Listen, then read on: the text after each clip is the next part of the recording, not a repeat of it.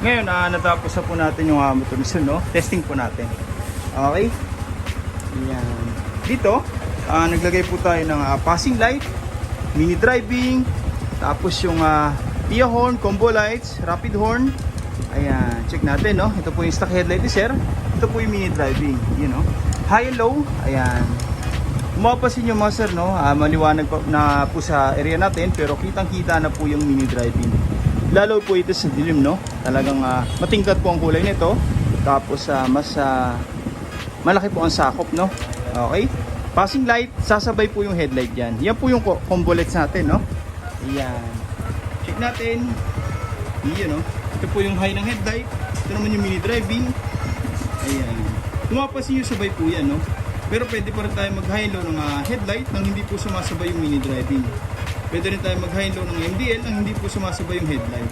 Pero pag nag-passing, sabay po yan. Yan po yung combo lights natin. Yan po yung pinagkaiba ng gawa natin sa iba po, no? Usually, pag nag-passing, sabay, yung mini driving lang po yung ilaw dito. Kasabay po yung headlight. Ayan. Ang purpose natin dyan mga sir, para kung sakaling nag-high tayo ng MDL, may passing pa rin po tayo, no? Okay, nag-high tayo ng headlight, may passing pa rin po. Kahit pagsabay po natin naka-on yan, may passing pa rin po. Okay, sa busina, ganun din po, no? Yung loud horn natin, kahit nakaupo lahat yan, nagbusina. Yan. Okay. Kumbaga, hindi po tayo basta-basta nagtatap ng mini driving sa headlight, no? Kundi naka-combos po yan. Sa busina, ito po yung stock horn. Wala pong blinker yan. Para pag nagparehistro, fully stock yung busina, wala pong iilaw. Tapos sa loud horn, ito naman po, no? Pinindot lang po natin itong hollow switch. Doon na po magkakaroon ng horn passing, no? Tapos hindi lang po basta loud horn, no? Nag-install din tayo ng rapid horn. Long press lang po natin itong horn switch, yung busina ni sir, magsusunod-sunod na. Okay. Tapos, kahit po naka-on yan mga sir, yung MDL natin, no? Nag-passing. Passing light, ayan. Walang busina. Okay, kahit po nag-high tayo ng headlight, nag-passing, meron pa rin pong ilaw, busina, rapid horn. Okay, ayan, no? Voltmeter with charger, ayan po. Ayan, no? Okay. A few moments ago. Alright, Sniper 155, you know, sila sir po, no? Dumayo sa atin. Nagpa-install po ng package number 5, no? Which is mini driving light, PIA dual loud horn, yung combo lights natin, rapid horn, horn switching, passing signal, yung mga wiring accessories po natin katulad ng mga switch, no? Ito po yan. Tapos nag-additional tayo ng voltmeter with charger. Ayan, sinama na po natin, no? Okay, 3.0 amperes po yan, fast charging na po, no? Ayan, may digital limiter na rin para sa monitoring ng baterya. May on off na rin po, no? Para kung sakaling hindi po gagamitin, pwede po nating patayin, no? Tapos may takip na rin para hindi basta-basta inaabot ng tubig. Okay? Check natin yung wirings.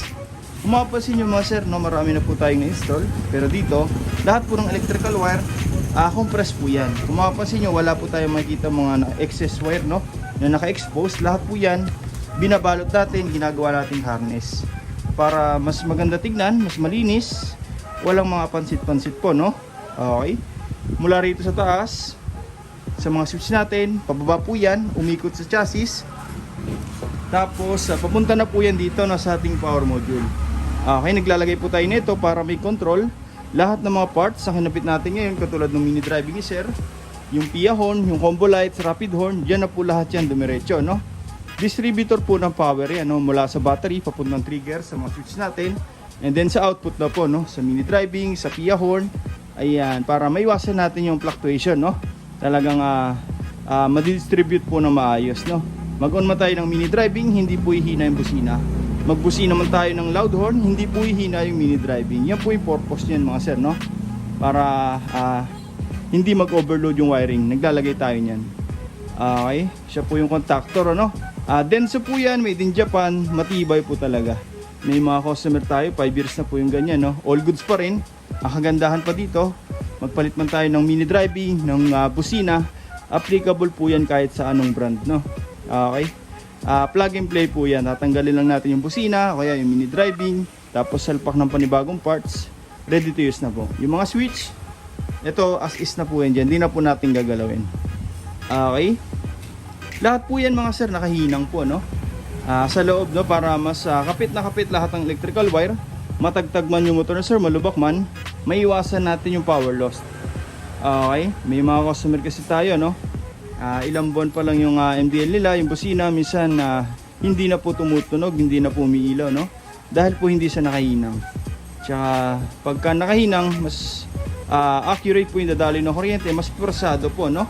Hindi po tayo magkakaroon ng wiring problem po, no? Pagka ganun, talagang hindi po mag-overload. Okay? Ayan. Tsaka maganda pa dyan mga sir, after natin may hinang, nakabalot na rin po yan ng shrinkable tube sa loob para mas ma-preserve natin yung wirings, hindi po basta-basta magkakaroon ng electrical short, no? Then after nyan, ayun na po, rubberized tape, pinambabalot po natin, gamit po ng Yamaha, no? Okay, ito po yung galing sa Yamaha, ito po yung gawa natin. Okay, binabalot po natin yan para all weather po, no? Ayan, water resistant, maabutan man tayo ng ulan sa daan, hindi po basta-basta pinapasok ng tubig, ano? O kaya ginagapangan, no? May mga customer po kasi tayo, naka-open wire, naka-cable tie. Ang problema pagka naulan, nagmo-moist po yung mga wire, no? Kung hindi natin alam, no? Talagang nagmo-moist po yan, tapos pag nag-moist, doon na po mangingitim yung mga tanso. Okay, dito talagang secure po yan. Ginagaya po natin yung stock from casa, no? Okay, ayan, tsaka extra shield na rin po yan. Magpagawa man tayo sa mga mekaniko, matamaan ng tools, hindi po basta-basta masusugatan. Pwede po kasi magkaroon ng sugat po, no, wirings pag natamaan ng mga tools dahil walang balot. Dito talagang binabalot po natin yan. Tsaka heat resistant na rin po mga sir, no? Tulad nitong motor ng Sniper, talagang pag binuksan natin yung makina mga 5 minutes, napakainit na po sa port na to. Ayan, heat resistant na rin po yan, hindi po basta-basta lulutong o lalambot yung mga wirings natin katagalan. Okay, yung MDL sir, andito na po, stainless bracket yung ginamit natin, hindi po kinakalawang, hanggang ilalim po yan naka-bracket, no? High lumens na po yan mga sir, no? CCMY original po. Tapos dito, yung busina ni sir, original PIA, hindi po yung class A, no? Okay, naka harness na rin po yan papunta sa power module. Naka-shrinkable tube na rin lahat ng terminal para hindi basta-basta mag-short kung sakaling dumikit man sa chassis, ano? Talagang secure po yan. Okay, yung busina ni sir na stock, ito pa rin po, no? Ayan, naglagay lang tayo ng switch para sa stock horn, loud horn. Okay, lahat po ng ginamit natin dyan mga sir na wire, no? Pang automotive na po yan. Talagang Japan na wire po, no? Tulad ng mga ganito. Ayan, hindi po nagpupulbos yun, no? Talagang pure copper.